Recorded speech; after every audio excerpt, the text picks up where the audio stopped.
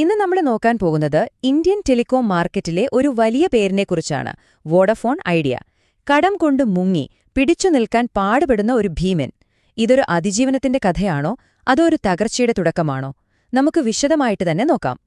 അതെ, ഇതാണിപ്പോ എല്ലാവരും ചോദിക്കുന്ന ചോദ്യം. കോടിക്കണക്കിന് കസ്റ്റമേഴ്സും നിക്ഷേപകരും ഉറ്റുനോക്കുന്ന ഒരു കാര്യം. ഈ കമ്പനി ഇനിയും നിലനിൽക്കുമോ അതോ എല്ലാം തീർന്നോ? അപ്പോൾ നമുക്ക് കാര്യത്തിലേക്ക് കടക്കാം. വോഡഫോൺ ഐഡിയയുടെ ഏറ്റവും വലിയ പ്രശ്നം എന്താണെന്നറിയോ? ഒറ്റ വാക്കിൽ പറഞ്ഞാൽ കടം. ഇത് വെറും കടമല്ല, ഒരു കടൽ തന്നെയാണ്. ഈ സ്ക്രീനിലെ നമ്പർ ഒന്ന് നോക്കിക്കേ. ഏകദേശം 2.1 ലക്ഷം കോടി രൂപ. ഒന്ന് ആലോചിച്ച് നോക്കൂ. ഇത് കമ്പനിയുടെ മൊത്തം കടവും ഗവൺമെന്റിന് കൊടുക്കാനുള്ള പണവും എല്ലാം കൂടിയാണ്. ഇത്രയും വലിയൊരു ഭാരം തലയിൽ വെച്ചുകൊണ്ട് ഒരു കമ്പനിക്ക് എങ്ങനെയാണ് മുന്നോട്ടു പോകാൻ പറ്റുന്നത്? ചിന്തിക്കാൻ പോലും പറ്റുന്നില്ല, അല്ലേ? ഈ കടത്തിന്റെ കഥയിലെ പ്രധാന വില്ലൻ ആരാണെന്നറിയാമോ? അതാണ് ഈ AGR ഡ്യൂസ് എന്ന് പറയുന്നത്. സിമ്പിളായി പറഞ്ഞാൽ, ടെലികോം കമ്പനികൾ അവരുടെ വരുമാനത്തിന്റെ ഒരു ഭാഗം ലൈസൻസ് ഫീ ആയിട്ട് ഗവൺമെന്റിന് കൊടുക്കണം. ഈ കൊടുക്കാനുള്ള പൈസ വർഷങ്ങളായിട്ടിങ്ങനെ കുന്നുകൂടി. അതാണ് വോഡഫോൺ ഐഡിയയെ ഈ ഒരു അവസ്ഥയിലേക്ക് തള്ളിയിട്ടത്. ഈ കണക്കുകളിലേക്ക് ഒന്ന് നോക്കിക്കേ.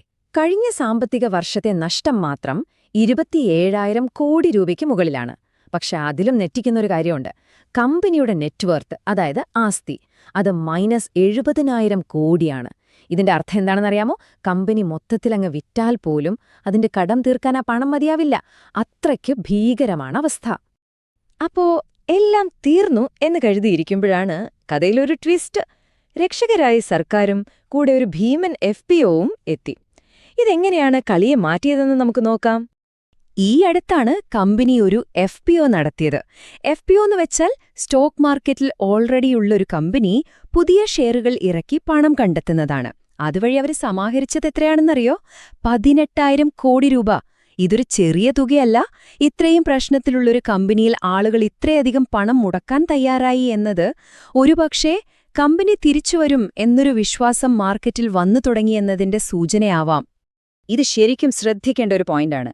ഇന്ന് വോഡഫോൺ ഐഡിയയുടെ ഏറ്റവും വലിയ ഷെയർ ഹോൾഡർ ആരാണെന്നറിയോ? നമ്മുടെ ഇന്ത്യൻ ഗവൺമെന്റ്.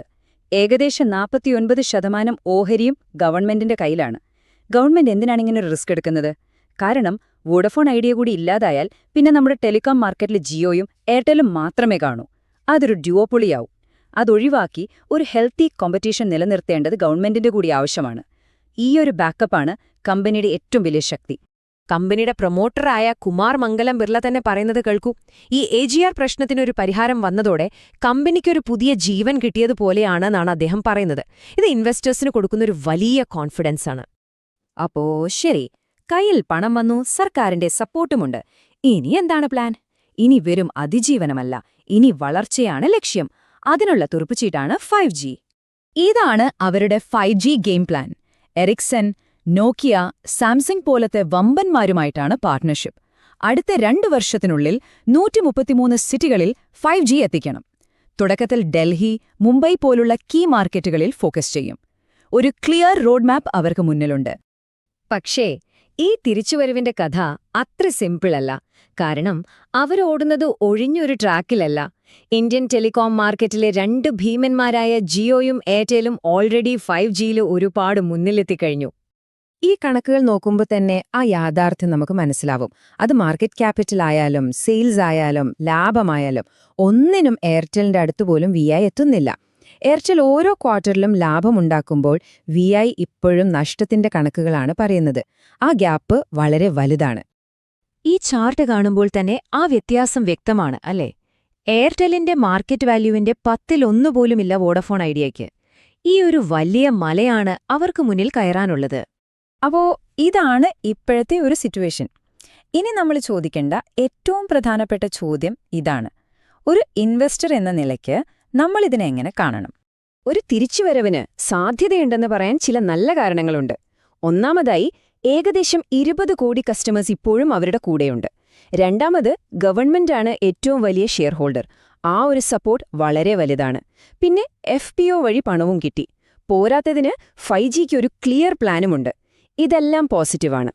പക്ഷേ മറുവശത്ത് കയറാൻ ഒരു വലിയ മല തന്നെയുണ്ട്. ലക്ഷക്കണക്കിന് കോടിയുടെ കടം ഇപ്പോഴും തലയ്ക്കു മുകളിലുണ്ട്. വർഷങ്ങളായിട്ട് കമ്പനി നഷ്ടത്തിലാ ഓടുന്നത്. കൂടെയുള്ള എതിരാളികളാണെങ്കിൽ ജിയോയും എയർടെലും.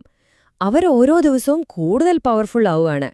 5G പ്ലാനൊക്കെ പേപ്പറിൽ കൊള്ളാം, പക്ഷെ അത് വിചാരിച്ച പോലെ നടപ്പാക്കാൻ പറ്റുമോന്നുള്ളതാണ് ഏറ്റവും വലിയ ചോദ്യം. അപ്പോ ഇതാണ് കളി. ഒരു വശത്ത് ഒരു വലിയ ടേൺ അറൗണ്ട് സ്റ്റോറി ആകാനുള്ള എല്ലാ സാധ്യതയുമുണ്ട്, മറുവശത്ത് വലിയ റിസ്ക്കും. ഈ കടക്കണിയിൽ നിന്ന് രക്ഷപ്പെട്ട് 5Gയുടെ കരുത്തില് വോഡഫോൺ ഐഡിയ ഒരു ഫീനിക്സ് പക്ഷിയെപ്പോലെ ഉയർത്തെഴുന്നേൽക്കുമോ, അതോ ഈ ഭാരം താങ്ങാനാവാതെ വീണുപോകുമോ? തീരുമാനം നിങ്ങളുടെ കയ്യിലാണ്. നിങ്ങൾ വോഡഫോൺ ഐഡിയയിൽ ഇൻവെസ്റ്റ് ചെയ്യുമോ? നിങ്ങളുടെ അഭിപ്രായം എന്തായാലും താഴെ കമന്റ് ചെയ്യൂ.